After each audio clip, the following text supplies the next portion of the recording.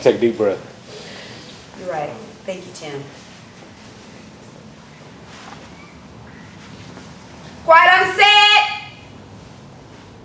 Hey folks, and welcome to another episode of Healthy Living in Wine. I'm your host, JQue. I'm super excited about this episode of Wellness, Wine, and Whatever because, baby, I'm in the house with some queens, and we are all locked and loaded, right? Hey, hey, hey! It is so nice to be on the scene with some sisters who love their hair locked and loaded, right? Absolutely. I am excited as well to actually dive into this conversation with people that I met face to face. The only one that I know is Sharona. Everybody else, I know you via social media.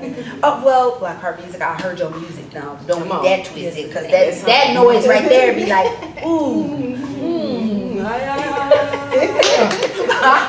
Always, right? But we're going to go ahead and kick it off and dive right in. I'm going to let the queens introduce themselves, tell us a little bit about themselves, and then we're going to dive right into the conversation. Sharona, you want to get us started? Yes, absolutely. Hey everybody, my name is Sharona Drake Henderson. I'm really excited to be here today because I like to say I'm a bridge between whatever's intangible and tangible, like this thought and making it real. And I think our moment together, yes, we're drinking wine and talking about whatever, is going to cause something tangible to happen. I believe good conversation changes people. So I'm really excited about the change that's going to take place here and for those watching or listening wherever they are. Oh yeah, baby. Catalyst, baby. Catalyst all day. I'm Sharetta. I am a resident of Huntsville. Been here for a good bit of time. Mommypreneur. Love good people, good fun, good conversation, good wine, all the good things. Well, it's going down today, baby. Going down. Hello everyone, I am Loc'd Music. Kind of going to echo what the other lady said. I'm enjoying the opportunity to be here in the building with amazing women. I was just blown away the fact that we're all locked. So that's a whole different vibe for me. And just the ability, like I said, to have conversation and kind of hashing out some things. You know, anytime that you get into a space with like-minded individuals, conversations flourish and healing takes place accidentally. Yes. So I'm excited to see what all we unwrap as we drink up. Hey, that calls for a toast. Hey, toast up, ladies. Cheers. Cheers to conversation, change, catalyst, making this world a better place, one glass at a time. All right, guys. Well, as you know, with Wellness, Wine, and Whatever, we're here to talk about whatever comes to mind. And lately, we've been doing random questions. Over time, I've had several audience members, participation, people in the comments put down questions or concerns or things that they would love to hear us talk about. And random question it is. So let's jump right on in, baby. Let's go. Okay, so the question that came from the audience was, what is one strategy you use to overcome feelings of inadequacy and comparison? What I want you to think about in reference to that question is, how do you handle comparison or imposter syndrome in your personal and professional life? Oh, baby, don't let me start because I'll be here all day. That's heavy, isn't it? Like, how do you handle comparison? Because it's something we face, especially with these social medias, baby. Right. Good God Almighty. Are you looking perplexed like you really just got to tell us all about it? I think about it. Okay. Yeah. I'm a little different. I love comparison. Okay, you think it's a tool? Yeah, absolutely. Me too. For me, I love the differences in people. Like when I meet people, I actually want to know what's different. I know what I know. I don't know what you know. Ooh. Right? And so I try to become an expert at noticing differences. And I think we've gotten to a place where, like when people say, oh, I feel judged, and I say, well, why is that a bad thing? Like we use judgment all day long. We use judgment to know what's right, what's not, what's safe, what's not. But when we are insecure, judgment then becomes a bad thing. But for me, judgment is just judgment. There is nothing attached to it. And so when I'm comparing, I think for me, and knowing that everyone's different, there's only one me. I have a fingerprint that no one else has ever had and no one else will ever have.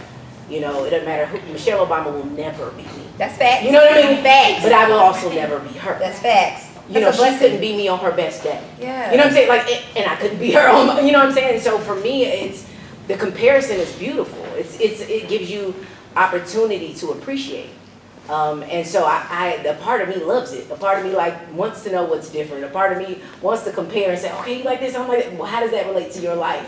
What does that do for you? Even if it's insecurity. So for me, it excites me. The one time I think I've dealt with imposter syndrome, and it has carried over, is when people think better of me Than I think of myself. Ooh. And That's good. And I'm realizing now that some of the things that people have thought about me over time, I have discredited them. Like I had a friend recently say, man, you don't give us the opportunity to give you flowers.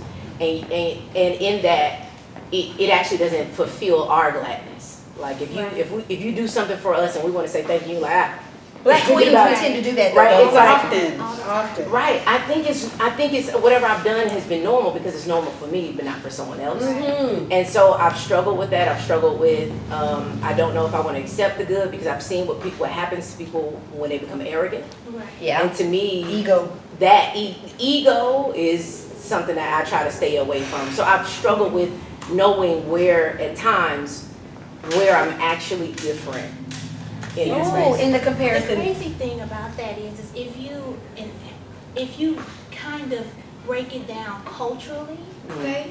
culturally, we have been bred not to accept praise.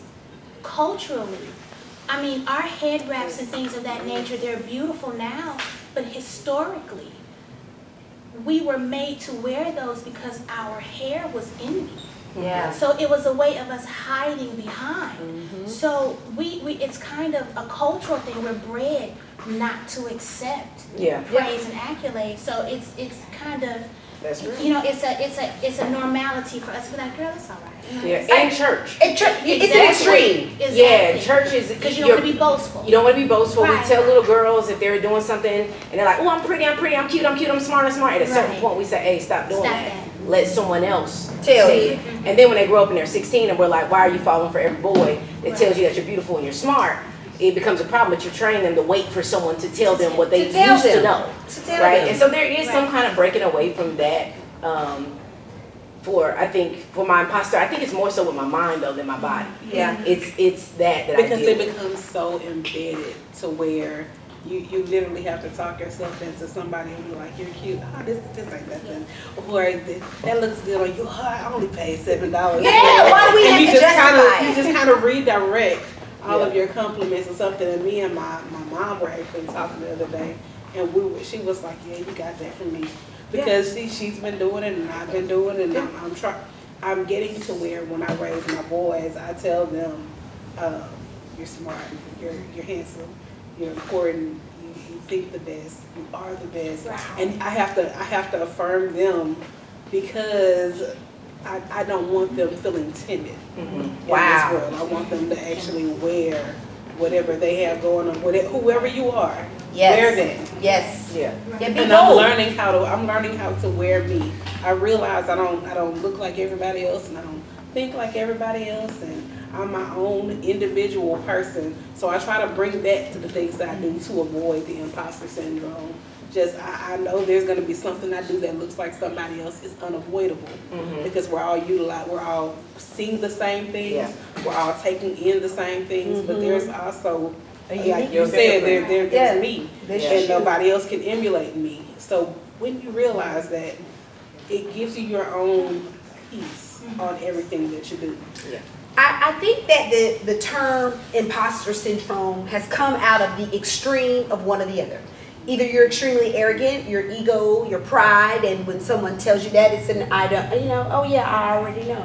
But I think the imposter syndrome has really come to the forefront because of what our perspective or what we have allowed other people to determine our standard or our perspective should be. And that's where the comparison comes in, because we go down our social media feed and we see someone that's supposed to look like us or who we think we're supposed to be like, and instead of it being inspiring or motivating, or encouraging. It's, I want to do exactly what that person did. I want to look like them. I want to buy their makeup. I want to look like them. I want my eyes like them. I want my body like them. I want them because, not because of their look, but because of what we think that they have based on looking like them and being like them, we can achieve the same things. Yes. My imposter syndrome, I think, is with myself. That's what I'm I talking don't about. think it has anything to do with what I see of any other people.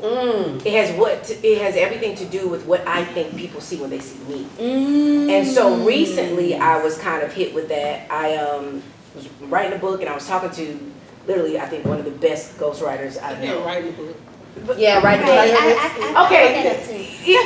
But also, I used to write 20-page papers the night before because I'm a great procrastinator.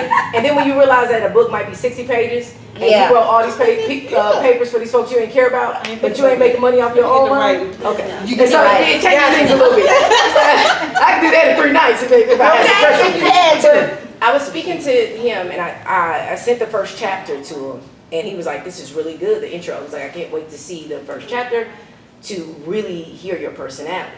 So immediately I go into what I think people expect of my personality, right? So being in media and all that, so that my tone changed as far as more like down to earth and friendly and da da da. And then I came back around the next day. I said, "I'm sorry, what do you, when you say personality, what do you mean?" And he said, "It's actually the way your brain works." He said, "When you make a point, you might give a point in quantum physics, you might give a point in spirituality, you might give a point with Christianity, you might give a practical point, and then somewhere you throw in something that no one would have thought. And because you made it practical in so many other ways and came around, we almost have to accept something that if you would have started with, we would have rejected." And in that moment, I actually started crying because I didn't think my personality was attached to my brain. Wow. I thought it was attached to my charm. Wow. And so I realized when people were like, "Oh man, I really, really like you," I'm like, "Oh, I gotta come in the character, right? Like I gotta be on. I have to be the extroverted personality. person." But I'm actually introverted. Every test, like always on stage. I actually like being on stage in front of thousands of people because I feel alone. Yeah. You know what I mean? When you're on stage. Yeah. You don't want to be down in the crowd, If but you don't mind being on Oh, stage. if it's 10 people, I used to get nervous. Yeah. But 1,000, I get on stage for 3,000 Anytime. people all Yeah, I the time feel to you. see people. But that was, I realized I had been showing up as an imposter of this very charming version of myself when really the way I think is here. And so for the first time I showed up, even online, I was like, "Y'all want to see my brain?" I just said what I say at home. Wow. When my husband's like, "Oh, you think about quantum physics and this and this?" I'm like, everything starts with quantum physics with me. But you would never know that because I don't show up as that person. Wow. Because I don't think that's what people want. So your imposter syndrome is more of the imposter of the being you. Yeah. Even in front of the other people. Yeah, I start where other people start. Where they start. Yeah, it's like, where are you? Okay, I can go there and move. I can relate to that because JQue is that way as well. When I show up on the scene based on what they think or what I feel like which JQue people want me to show up, I'm full 100. Yeah. Because if I decided in that moment I don't want to be that JQue, I'm probably not coming.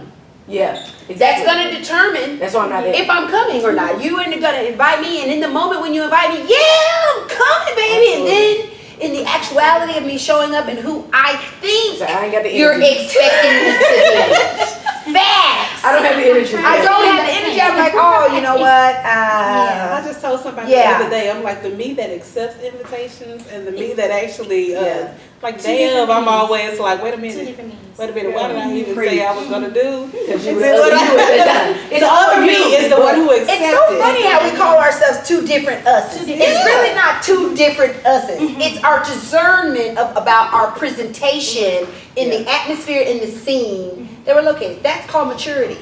Well, you know, I had a boss one time that said, "Yo," he literally was like, "Yo, Sharona, there are like 9 of you at least." He was from Chicago, we were here, he was like, G, it's 9 of you. Like so far, I'm counting 9. He's like, "It's all you, but G, it's 9 of you." But that's the reality of it's like, It is. You know what I mean? It's like, yeah, it's all me, but it's like, this is number 7. All right, this is glass number 1. Let's see what Exactly. Glass number 1. I was just about to say cheers to being whatever presentation we want to be when I'm drinking my wine. On glass number 2, I'm full-fledged.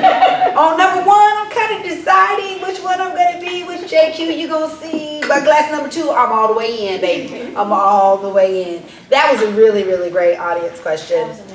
All right, guys, let's move on. Oh, this is a good one. This is a really good one. How has your definition of success changed as you've grown? Now, that was the audience question. My stimulatory question for you is, what does success look for you right now? And how has that evolved over 5 years? 5 years. Like, what did your success right now, based on what you thought your success was 5 years ago? Let's go, Lockhart. So, okay.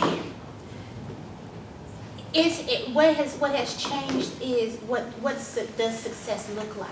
Ooh. A lot of times we take what we see in social media or out in public and we model what we feel success is based off of what we see. Yeah, our perception was thrown in. So for a long time, I always felt like I was behind the 8 ball. Because I'm like, okay, I'm this age, and by this age, I should have been here already, and I should have been here already, and I should have had the 2.5 kids and the picket fence, and this is where I should have been because this is what I saw society-wise as the goal for my age bracket. At this point, my success is, hey, I have a healthy child. Amen. I have a healthy relationship. Cheers. I have a healthy spiritual self. My love of God is unmatched. Done down. And my artistry, who I am as an artist, and that's when you're in the entertainment space. Yes, ma'am. There are a lot of opportunities for you to lose who you are. Yeah. There's a lot of opportunities to lose who you are. I'm a plus size model, and there are some things that I've had to say no to. Yes, ma'am. Because of who I wanted to be in that space.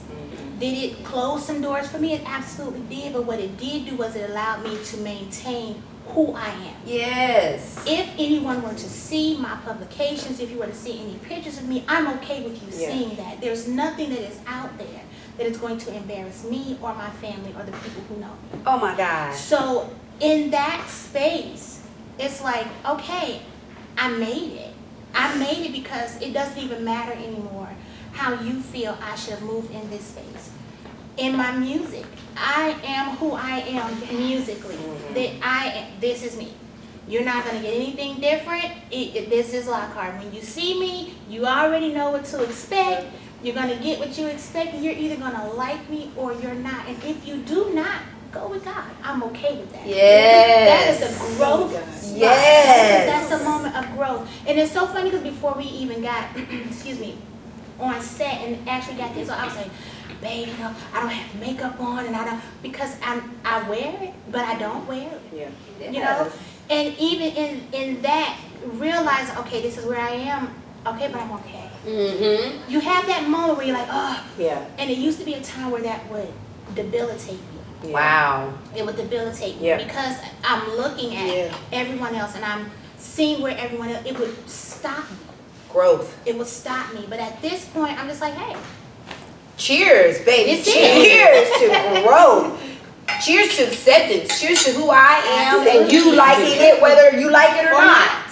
Because you teach people how to deal with you. Yeah. That's deep. That's deep. That is so deep. That is so deep. A conversation I was having just the other day was, again, however I'm treating myself, that's the standard I'm setting for everybody else. Because again, your perception of me, what I'm showing you.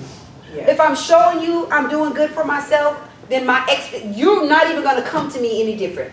But if I don't love myself, or if I'm not respecting myself, or if I don't clean my shoes, or if I don't brush my teeth, you understand? Then somebody come to me and say my breath funky.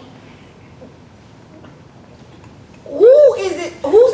That's my opportunity to make the change of how I want you to perceive me. Yeah. I've done the work, I brushed my teeth, I made sure they were right, and then when you come to me and say my breath is funky, I can confidently keep walking past you and be like, hey. But also you want to probably get it. Yeah. Sharona, I got the meat. I brushed my teeth.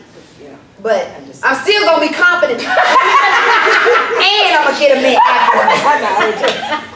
But the growth, right? The growth of how we determine success means that we really have to look in ourselves. It's us who determines our success. We cannot allow social media or digital media or Beyonce or Tim to determine what we define as our success. You know, oh, go ahead. Go ahead. That's what I was gonna say about myself. Okay. 5 years ago, my measure of success was defined by how other people would view me as successful. Yeah. Today, it's, did we wake up? Okay, okay. Did we wake up? I'm awake.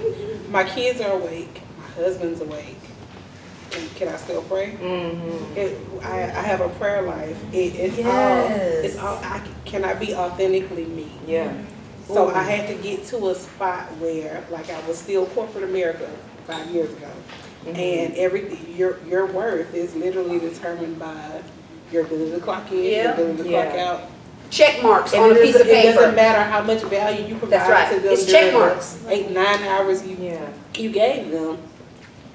Your worth is still here. It's check I marks. still have to ask somebody, could I go to the restroom? Yeah. Yeah. If Can we I talk go on about- break?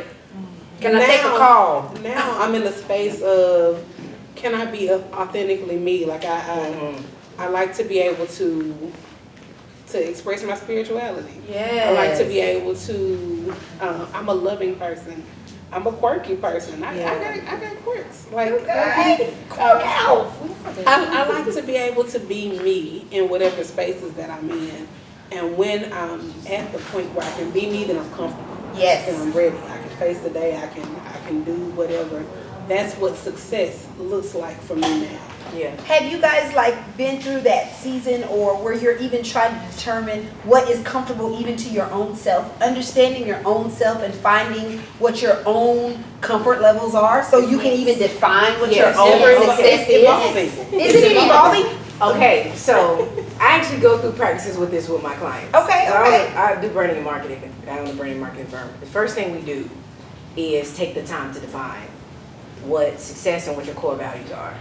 And one of the most difficult tasks to do is to define those core values. Sometimes what I do, one of the hardest exercises, if I have time, and depending on the client, during like our day, I'll literally give them a list of 100 amazing things: justice, freedom, time freedom, love, family, all these things.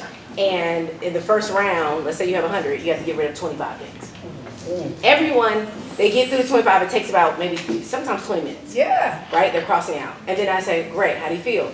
Get rid of 25 more. Until they have gotten rid of, and there's only 2 left. Oh God. Now see, what you're doing right now happens usually That's round right. 3 because they're like, I can just tell you what I'm gonna pick. And I say, no. Your brand is what you say no to. And most people, they haven't chosen what they say no to yet. Because you want family, but that's not your core value. Everyone told you family is. And so what you'll end up doing is choosing good when you should be choosing great. Oh, Right? And so the exercise is to define and to let go of the expectations of you don't care about family more than you care about adventure. And that's okay because family is a part of your adventure. The reason, right? And so that exercise, I think when we talk about defining it, is most people, if you look, there is something that you define as success. yes. You know, for me, because this is the nerd in me, right? So for my success, there's a theory that an object in motion remains in motion unless something of equal or greater force stops it, right? Okay. Okay, so to me, I'm always thinking of what remains in motion. What is if you take it on the metaphysical side, like frequency, if you're talking about what is the highest frequency, what can't be stopped, right? So for me, it's like, okay, well, love, that's what I've defined there. Love and light. They move very, very quickly on the physical side, light does, and love on the other side, there's no higher vibration for me or that way. So I'm thinking of what can I do that can be unstoppable even after I'm dead? Not my name. If everyone forgets my name, that's fine. Yes, but what you did. But there are things that Martin Luther King Jr. did that if we ever forget his name, it don't matter. There are things that Hitler did. Facts. Right. Facts. Even down to science. Facts. We have brain surgeries that are successful today because of horrible things that were Yes. done. Yes. Right? What is a ripple that I can start that is unstoppable? Right? All right. But my true values, so that the way I live that out, I believe is like living up to our purpose. But like my values are like risk taking, which is like anything I fear, I attack. Right? It's freedom, which is having options. whatever that means, creating options or having options, and connection to people, earth, whatever. How can I have the most connections? And then the way I define success, which has worked in, I've had this definition since I first defined it, is stewardship, making the most of every resource I have. So I won't buy a camera until I've learned the camera on my phone. Oh, I should have did that first. Right? Because I don't care that much, for real, if I haven't learned pro mode on my phone. Ooh, Sharona, That's not speaking. stewardship. You're putting it So out I've there. never brought a camera. All these videos I've done going by, I don't have a camera because I'm still not a good steward. Stewardship. Right? So stewardship is one, making the most of every resource I have, even with its people. Sincerity is one. The people closest to me should see my light shine the brightest. You know when you get close to people and you be like, if you got to know them. Now they'll know all the other stuff, but they should be able to speak to a light in a way that someone distant could never speak to. If you get closer and closer to a flashlight, it starts hurting your light more. Yes, your yes. eyes more. That should happen as you get to know them. Ooh, Right? It should yes. almost attack you. Like in certain and that's what happens. People over time, because I'm like comparing and doing this, over time you're going to be like, I feel attacked. It's not attack, it's a comparison. That's what light does. It shines lights on the shadow. And then I know, right? Secession. These are This is the nerve. Like when I say this, like people don't know. I'm thinking like secession. Who am I passing the baton to? Whether it's a kid. So even if I'm having an event, I know it's successful because I say, okay, did I do the most with my resources? Okay, cool. Was I myself as much as I know how to be right now? And what, am I preparing to pass the baton to anyone? Did I invite a mentee? Did I teach someone something along the way? So I set it up so there's nothing I could ever fail for in the face of anyone. If 10 people came or if 1,000 people came, I don't care. Was I successful according to sincerity, stewardship, and succession? Oh my And gosh. those things have allowed me to switch between radio to being an author to having a nonprofit in Chicago to coming here having a different nonprofit, because it doesn't matter. The success is the same, which is why I like, when you do this, it's still good. When you do this, because it has nothing to do with what you see on the surface. Stewardship, sincerity, and I know I got this from a book somewhere. Had to, and secession. Who am I passing? Oh my it on to? God! You know what? That's good. That's good because as we understand what it means to define success, we have to look within ourselves, right? Yeah. We really have to. It's really about me. It's not about Sharona. It's not about Gianna. It's not about Cedric. It's not about the audience that's looking on and is in awe about this conversation. It's about me getting in that mirror. Mirror, mirror on the wall. Yeah. Mirror, mirror on the wall. Yes. JQue. How do you determine if you're going to be successful? And what does that success look like for you? We've got to cut off all the things that are determining that for us. Yeah. And we've got to get tunnel visioned on what that is. And I'm like you. Right. When we fully decide what success is on our terms, it will continue to evolve. Because every time we conquer that aspect of what we felt like success, I feel like life should be throwing the next thing at us. I feel like it already is. Which is why we feel overwhelmed anyway, because we have so many things that we're trying to conquer at one time to determine success. Yeah. It evolves, but it doesn't change. It evolves, And that's where you but have it doesn't control. change. I don't Right. like not having control. Yeah. So if I have to switch my definition every 5 years, that's too stressful. Ooh. It's too much. Yeah. I get 6 words on a tombstone. What do I want them to be? Ooh. That's what I'm living for. Oh, you know what? We're closing with that. If you had to put 3 words, Yeah. 3 words on your tombstone, I'm gonna have to take a drink on this one. What would they be? We're gonna close on determining your success. By what will you be leaving behind? What will be your legacy? What are your 3 words that you have determined will be success? Whether somebody shows up your funeral and checks them off and say you did them or not. What are your 3 words? Ooh, I already know mine.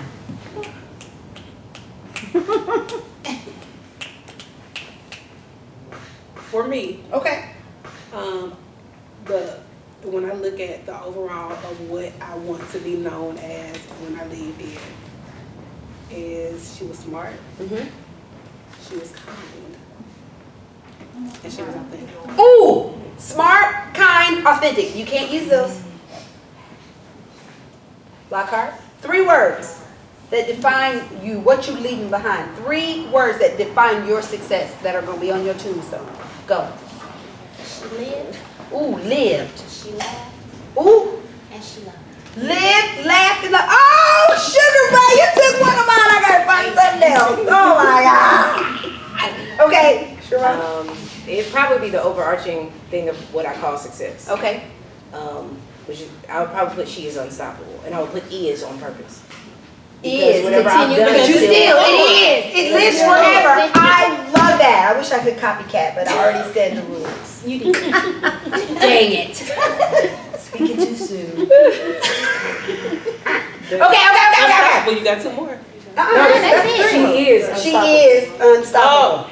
Those are her 3 words. Okay, my words are yacht life to the fullest. Hashtag. That was definitely 5. You cheated. You can say No. to the fullest. Hashtag counts as 1 word. Oh, well, okay. Well, mine are yacht life fullest. Okay. Okay. Those are gonna be my. What does yacht life mean for you? That means that I'm going out of here on a yacht. Will you hear me? My whole life my life ends on a yacht with undetermined coordinates and wine and nothing surrounding me but just the water and the air and me and God and the big old glass. Oh, wow. So it's freedom for you. That's freedom for me. Not having to think about what's coming next or who's going to be a part of it or when it's going to happen. Free and full. Free. Ooh, that changed. That's what I do. My 3 words are free and full. Yeah. I'm cheersing up to that, I lady. can't cheers. I'm empty. Oh, well, don't worry. We can feel you. Fill it up. Okay. We got time. Highlight the wines. You do? Highlights the Oh, wines. yes, most definitely. We're about. Thank you, ma'am. I love you. So, okay, everybody, let's fill up. Wait, let me close this segment right quick. Oh, that's the wrong one. Oh, Okay, you good? Okay. you good with that? Some people don't like mixing. Hey, I mix up, baby. Mix up and pour up. Ladies, it has been awesome talking to you about random questions and topics, sitting and understanding and just having conversations. I hope that these conversations have elevated you to another level, and if they haven't, maybe they have inspired some thought, or even more so, some actions. First of all, defining what your success is, and then going after it. Don't be sitting down just thinking about it. You got to take action in order for it to actually be a check mark of success, right? Success on this mix. I do want to take one quick minute. Sharona, I know we're running out of time, and you know my producers are over there waving their hands, and my assistant is really getting at me. Thank you, Gianna, for being so great. I just love you really, really, but I definitely got to talk about this mix. You like it? Baby. You like What it? is it? What- Okay, so do I Yeah. say the name? You can say it. Maybe It's we on don't mind it. popping. That's okay. So it's a TikTok thing. Oh, I just tried it. TikTok. Well, I don't know about the mix, but there's a it's a XXL wine that's Uh-huh. kind of going on TikTok, and it's an apple wine that I have now, and then it's